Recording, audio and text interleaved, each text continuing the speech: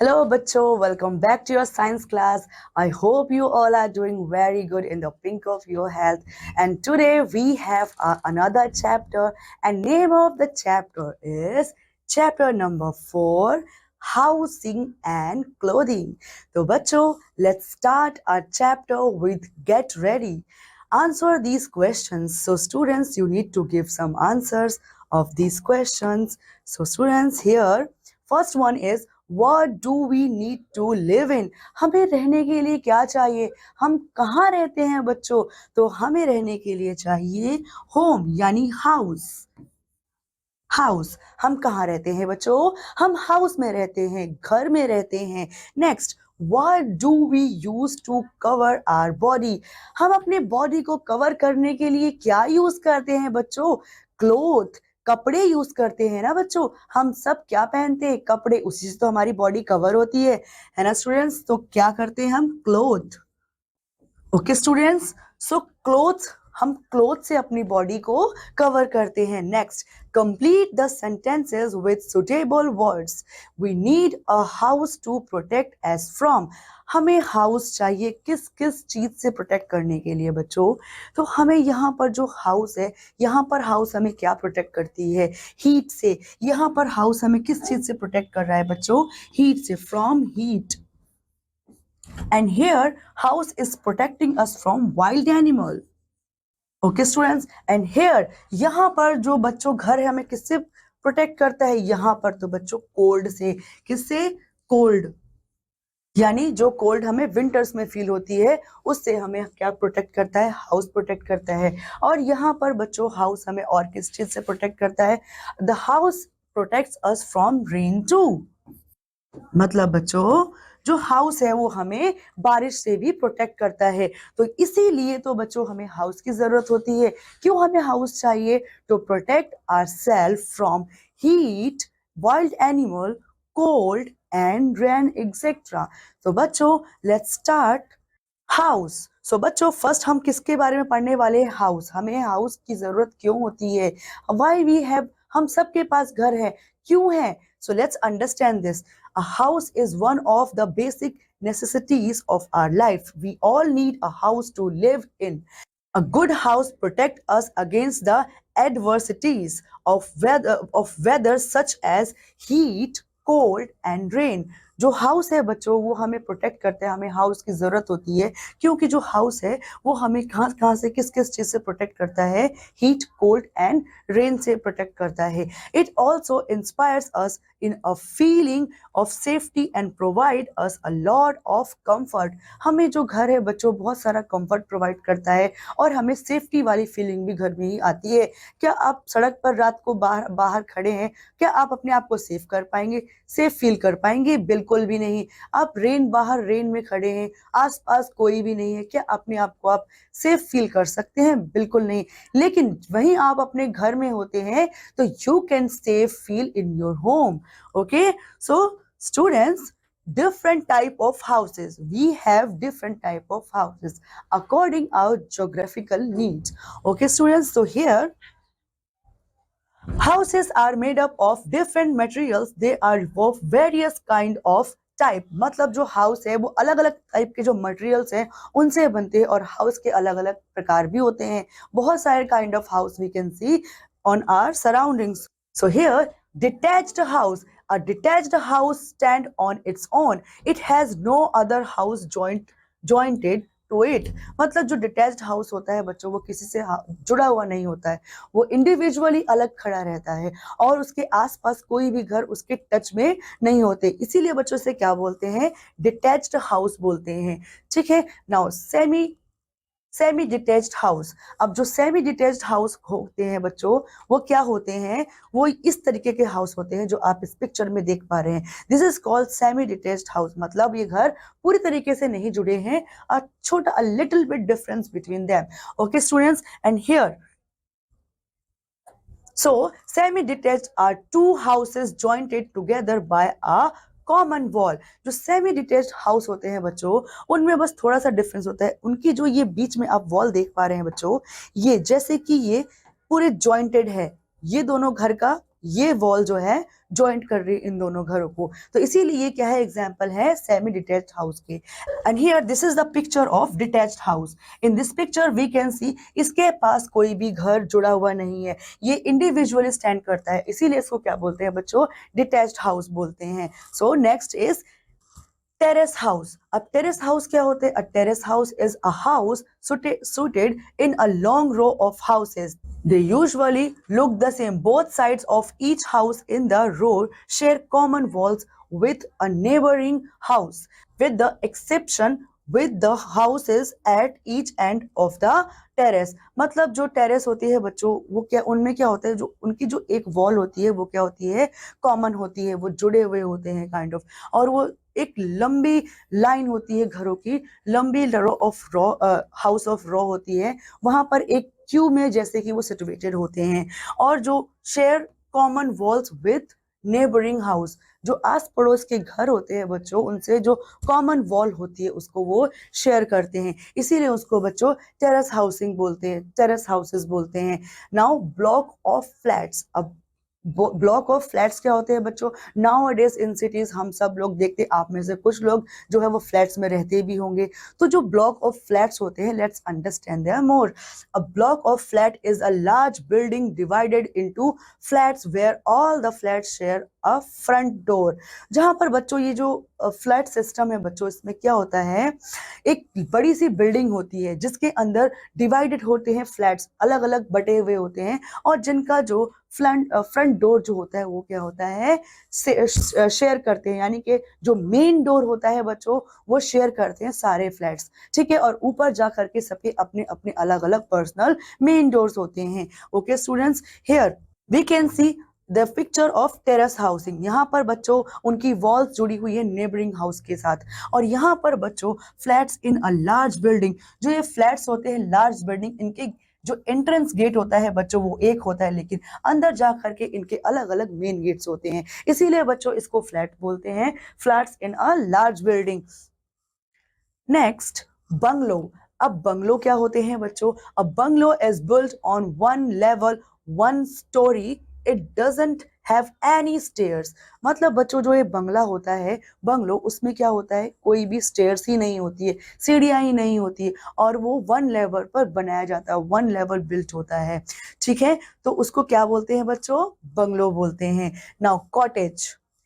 A cottage is a small house usually in the countryside. Cottages are houses that usually come with 1.5 stories.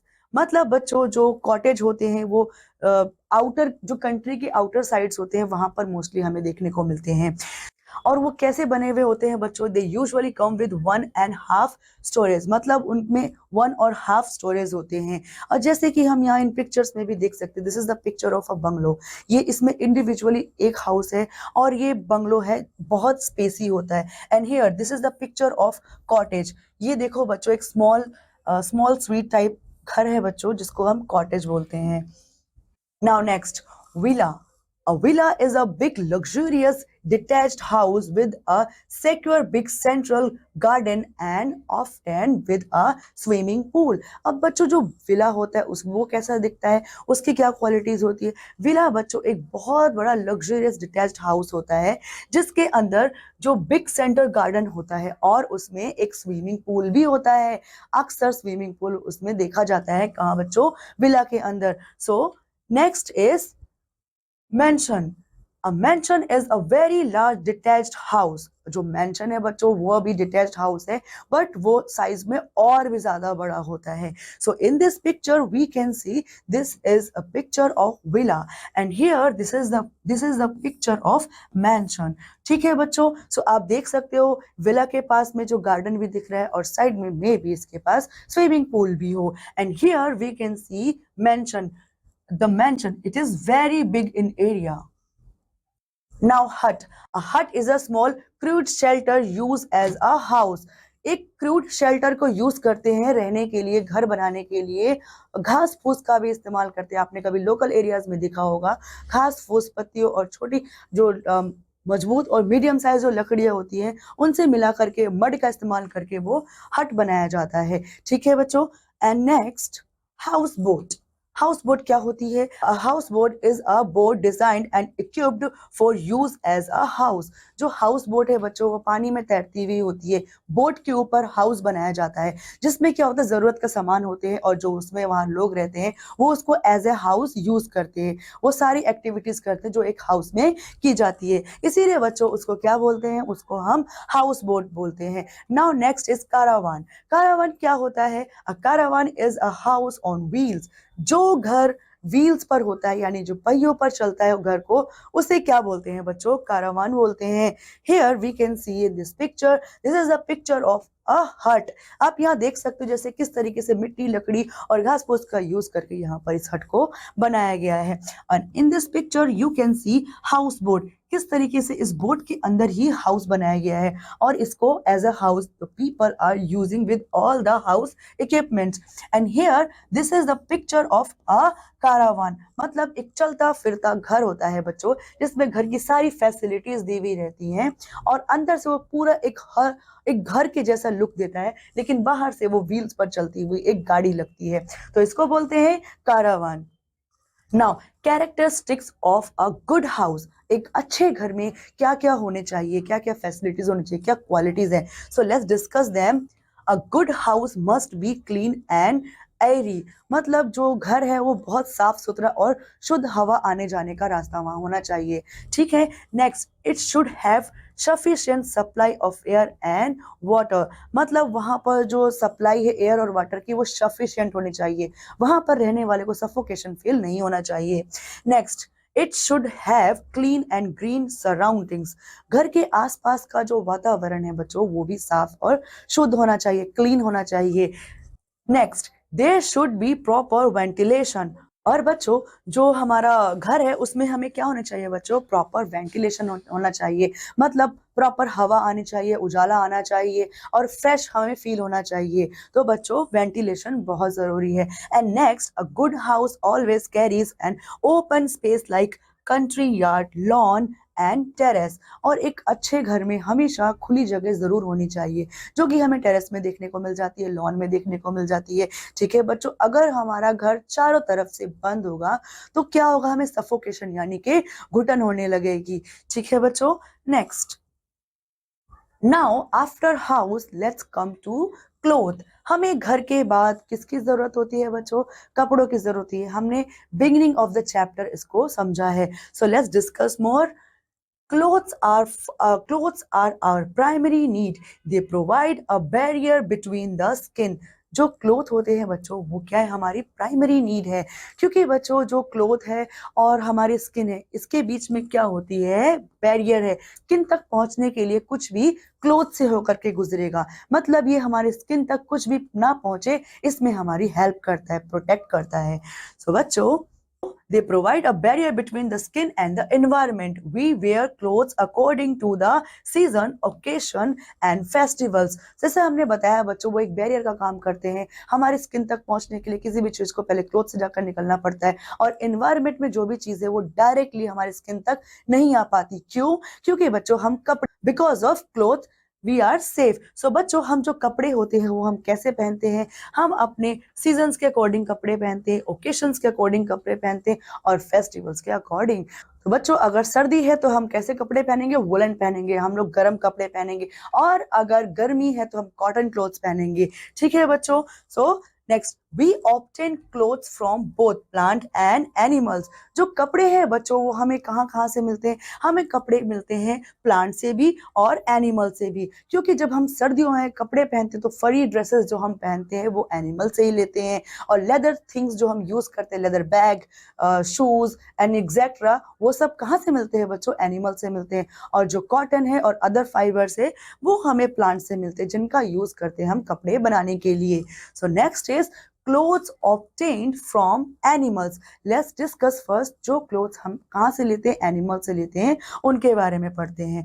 We get the following type of clothes from animals. और बच्चों ये सारे जो clothes है इस type के, ये हम कहाँ से मिल रहे हैं? हमको एनिमल से मिलते हैं, जिनमें से फर्स्ट टाइप ऑफ क्लोथ है silk and second one is wool. ये दोनों हमें कहाँ से मिलते हैं बच्चों? ये दोनों हमें एनिमल से मिलते हैं, किसी प्लांट से नहीं मिलते हैं।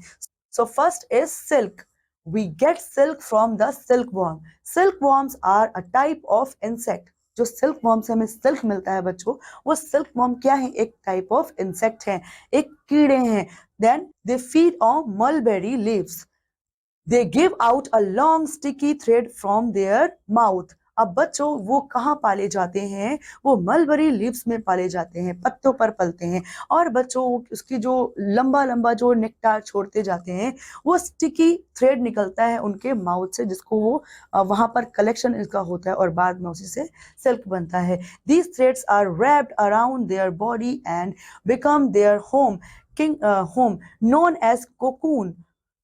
The threads of cocoon are collected, proceed and then woven to make silk. मतलब बच्चों जो नेक्टार के थ्रू जो लंबा लंबा धागा निकलता जाता है, वो धागा बन जाता है, उसको उन्हीं के अकॉर्डिंग, उन्हीं के ऑल अराउंड रैप कर दिया जाता है, जिनसे वो उनका घर बन जाता है, कुकून वहां रहने लगता है. फिर उसके बाद क्या होता है बच्चों? उन्हीं को बाद में निकाल करके, कलेक्ट करके, प्रोसेस करके और उनको बुन करके फिर सिल्क बनाया जाता है.